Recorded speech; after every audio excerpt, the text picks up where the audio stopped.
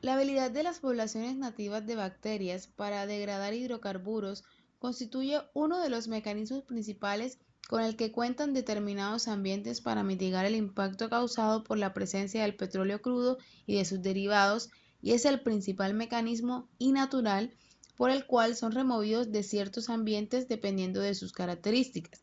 El petróleo puede ingresar al ambiente de manera natural a través de afloramientos naturales mejores conocidos como chapoteras o ya sea por derrames y accidentes ocasionados por el hombre. El consumo de petróleo por microorganismos como única fuente de carbono y energía se conoce desde fines de los años 40. Es esta capacidad metabólica de consumir los hidrocarburos que se aprovecha para la biorremediación de ambientes terrestres y acuáticos. Actualmente, la biorremediación consiste en el uso de diferentes métodos para favorecer la tasa de consumo de petróleo y con esto mitigar el efecto nocivo en el ambiente.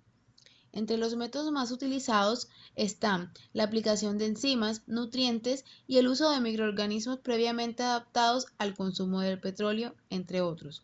Ahora podemos ver una tabla en que hacen una comparación entre la bioestimulación y la bioaumentación, esto dando las descripciones, aplicaciones y ventajas. Las medidas biocorrectivas consisten en la utilización de microorganismos naturales para degradar sustancias peligrosas a sustancias menos tóxicas. Hay factores que pueden inhibir la biodegradación, como productos tóxicos para los microorganismos, tipos y concentración de microorganismos inadecuados, pH inadecuado, falta de nutrientes, condiciones de humedad inadecuadas y la falta de oxígeno u otro receptor de electrones. Como también tenemos factores que afectan directamente la biodegradación, que son microorganismos, contaminantes, el medio contenido de agua y la temperatura. Ahora, hablemos un poco de factores que condicionan la biorremediación de un suelo. La biodegradabilidad de una mezcla de hidrocarburos presente en el suelo contaminado depende de diversos factores, los cuales como pueden clasificarse en 4 grupos: medioambientes, físicos, químicos y microbiológicos.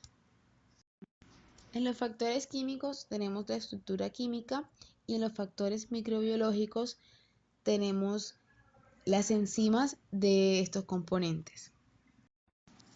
Dentro de los factores físicos encontramos la biodisponibilidad, la presencia de agua, que son factores bastante importantes de manera física dentro de este proceso.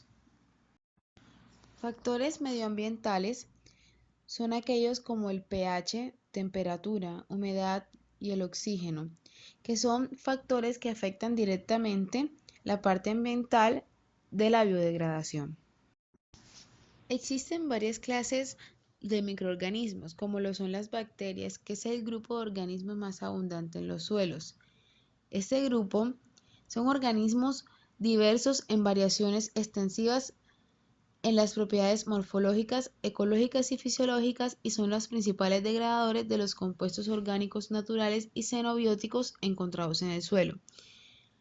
Los hongos son altamente protistas, no tienen movimiento y emplean materia orgánica como fuente de carbono y energía. Algunos de los hongos mejor conocidos son mohos, levaduras y setas. En comparación con las bacterias, los hongos son menos numerosos y crecen a velocidades considerablemente bajas. Además, los procesos metabólicos de estos son menos diversos. En la primera etapa tenemos la investigación y caracterización de la contaminación y del emplazamiento.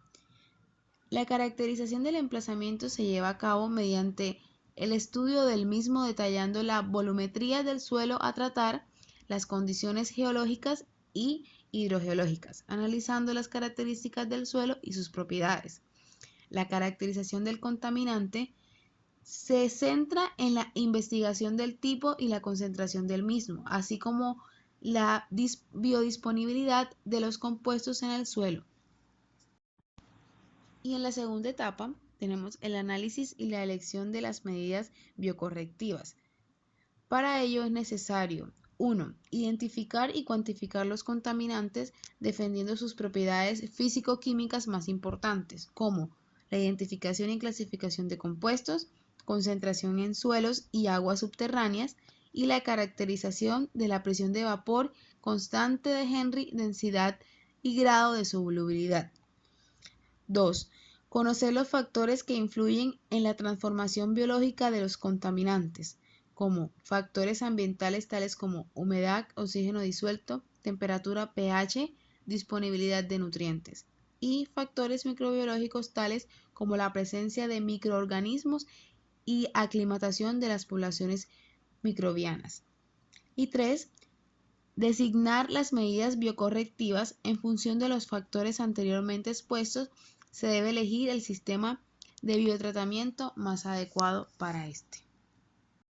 Ahora, sabiendo que durante el proceso de degradación del petróleo intervienen varias especies de bacterias y que gracias a la participación y combinación de los diferentes procesos metabólicos de las bacterias presentes en ambientes marinos pueden alcanzarse tasas de consumo hasta del 100%.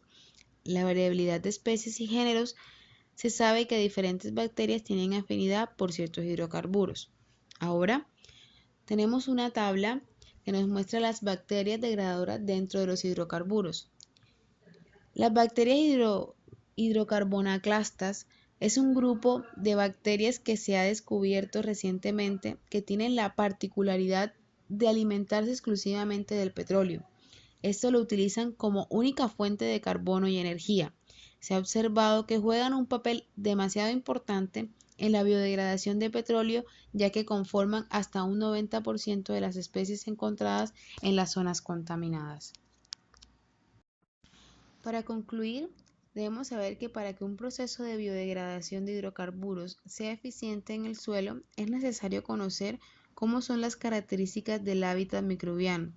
Estas están definidas por las características físicas y químicas del suelo.